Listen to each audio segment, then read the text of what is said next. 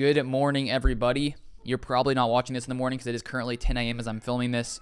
Maybe it's afternoon by the time this gets to you. But anyways, with it being the bye week, I figured we would turn our eyes or basically focus on the 2022 salary cap, because clearly in the offseason, the salary cap becomes a much more talked about, discussion, just because clearly there's not as much stuff going on in the offseason. The draft's happening.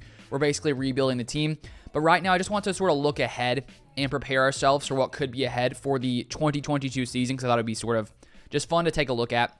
And so right here, as you can see, I'm on overthecap.com. They have tons of great salary cap things. And right here, this is a 2022 salary cap and basically how much cap space every team has. So right here at the top, you can see the Dolphins, they're set for next year, at least when it comes to salary cap space. Other areas, maybe not so much, but $77 million for them right there. Then come all the way down to the bottom. The Packers are almost in the worst situation possible, outside of the Saints, who are in a much worse situation. The Packers have currently, they are over $38.7 million over the salary cap for next season. And last season, of course, the Packers did start off, we were way over the 2021 salary cap, and I talked about that, in the offseason. That was a big discussion. So right now, the Packers are currently $38 million over the cap space, which is clearly not a kind of position you want to be in. But as we saw in 2021, the cap space doesn't seem like it's that real. Like, you may think, oh, shoot, we're $38 million over the cap space. But those accounting guys, they can just boom, boom, boom, boom, boom, boom, boom, and suddenly we're like in the cap space. So I feel like we're going to figure it out, but I still just want to take a look at everything, because there could be some moves that need to be made, or there definitely will be moves that need to be made. So right here for 2021, this is all the current cap numbers.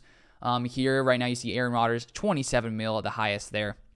Then coming into 2022, next year, Aaron Rodgers cap number, 46 million. So it jumps from 27 million to 46 million. And clearly the Packers are going to have to do something with Aaron Rodgers, whether that is him getting traded, which honestly now I just don't think it's going to happen. I feel like Aaron Rodgers and this team have, been in a good place this year. We've got some good chances, I think, coming to the playoffs whenever the playoffs do come. And from one interview when Pat McAfee was talking to Aaron Rodgers about the future and basically his relationship with Gutekunst, he said it was basically, I can't remember his exact wording, but he was basically inferring like it was progressing and they were having a better kind of relationship. And the fact, too, the Packers have, made different kinds of moves this year, trading for Randall Cobb, getting Devondre Campbell, making some of these different moves. I feel like Aaron Rodgers is pretty happy where he is. And so I wouldn't be shocked to see Aaron Rodgers come back in the 2022 season. The only reason, at least right now for me, why he could not come back is because maybe he would want to retire after the year. I doubt it. But, in the offseason, he did talk about right when he came back to the Packers, I think it was early, August? He was saying that he was debating retiring. And so maybe I think there's nothing to rule out that he couldn't change his mind and for some reason want to retire. We'll just have to wait and see what happens. But anyways, with the cap number for Rodgers, either they'll, give him some big extension or find a way to not have this cap number be so extremely massive. And then, of course, we have Darius Smith, who I actually found an article on here earlier about this cap situation here at lombardyavenue.com by Freddie Boston. At the top here, I want to share what it says.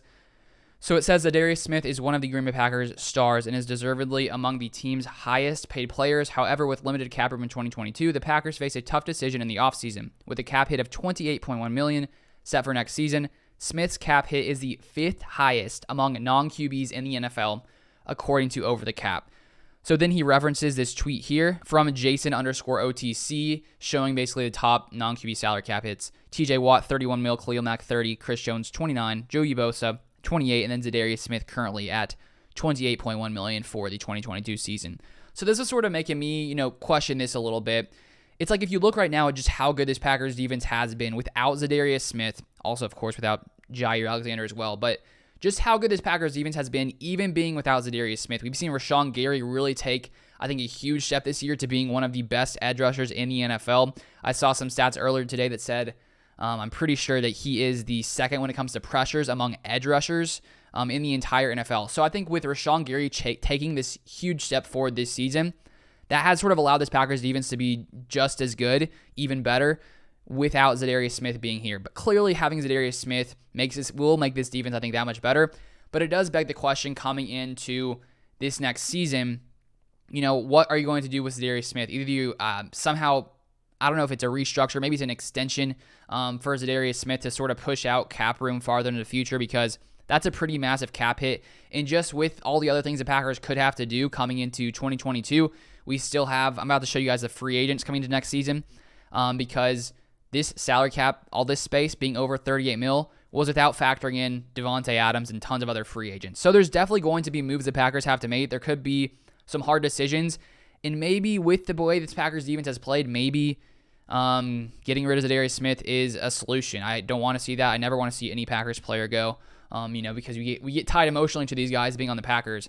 But let me find the other part of this article where it says the dead cap hit if he were to leave. So it says here, if they can't work out a deal, the only other realistic option would be to release Smith. Far from ideal, as Smith is one of the Packers' most important players. Plus, they'd still be paying a dead cap hit of $12.38 million, which is pretty large. It says, but it would save them $15.75 million, which would help get the team under the salary cap. So if we got rid of Darius, we would save $15.75 million. So not saying it's going to happen, but I wouldn't necessarily rule it out, considering how good this Packers team has been without him, even though I'd love to see the Packers find a way to keep everyone here. That would be the best situation, but I just don't think that's probably going to be possible. So now I want to show you the Packers free agents for 2022. I thought I had the link here. Let me Google it real fast. Okay, so here are also the Packers 2022 free agents. So as I was saying earlier, this salary cap here, already being 38 mil over, is without these free agents signing any of these free agents. So right here, obviously the biggest, I think, thing of the offseason, outside of maybe Aaron Rodgers, will be Davante Adams, because, of course, right now he's going to be a free agent after this season. And earlier in the start of training camp and everything, when they were talking with Davante, he basically wants to be the highest paid wide receiver in football, which I do think he deserves. So it will be interesting to see what the Packers end up doing, because we have so many, good, talented, top-tier players. And it's just going to be interesting to see sort of how everything ends up developing, because clearly the best case scenario, I think, for the Packers is to keep Aaron Rodgers as well as Davante Adams. So we'll see how that works with the cap situation. But Davante will be a free agent. Kevin King, you can see everyone right here. Tunyon, Sullivan, Devondre Campbell, who we only paid $2 million, but clearly I think after this season, he's going to deserve a lot more money. So can we pay him too? Which I think he's a crucial part of this defense. So I think the Packers need to find a way to keep him as well. Lucas Patrick, Dennis Kelly, Tyler Lancaster, Bohorquez, we need to keep him. I love him. He's a great punter. EQ, Yeadham, Chris Barnes as well. There are lots of guys. And also Rasul Douglas. I don't think he's on this list, but he will be a free agent. And I think the Packers should find a way to re-sign him, because he's been insane this year. Maybe just re-sign him soon. Why not? Why not keep Rasul? So that's basically the entire salary cap situation for the Packers. So I'm curious to see how it all unfolds. And just to end it off here, I had a tweet this morning. This isn't about the Packers. Packers talk is over. But I had this tweet that I thought I enjoyed, this quote, and I wanted to share with you guys. It says, when you arise in the morning, think of what a precious privilege it is to be alive, to breathe, to think, to enjoy, to love. From Marcus Aurelius, a guy who lived way back in the day. But I found that quote today. I thought I would share it just because, I think sometimes it's easy to lose focus, or it's easy to get caught up in the things that are going on day to day. And I just like this quote, because it's just reminding you that you have so much to be thankful for, that we're alive, we're breathing, we're thinking, we have the ability to do all of those things. So I just wanted to end off that on a different note today. But if you guys have not subscribed and you want to see more Packers content, feel free to subscribe to the channel down below. And let me know if you enjoy these kind of videos, sharing my screen. I sort of like it just because I can sort of show you guys what's happening, and I won't do it all the time. But I think just to, especially for things like this, where I talk about the salary cap and all these numbers, I think it's much easier to follow along with if, you can sort of see all that's going down. So let me know if you guys enjoy these kinds of videos. And if you haven't dropped a like, drop a like right now. It really helps with the algorithm. So if you wouldn't mind and you enjoyed it, feel free to drop a like. But thank you guys so much for watching. I really do appreciate it. I'll see you guys in the next video.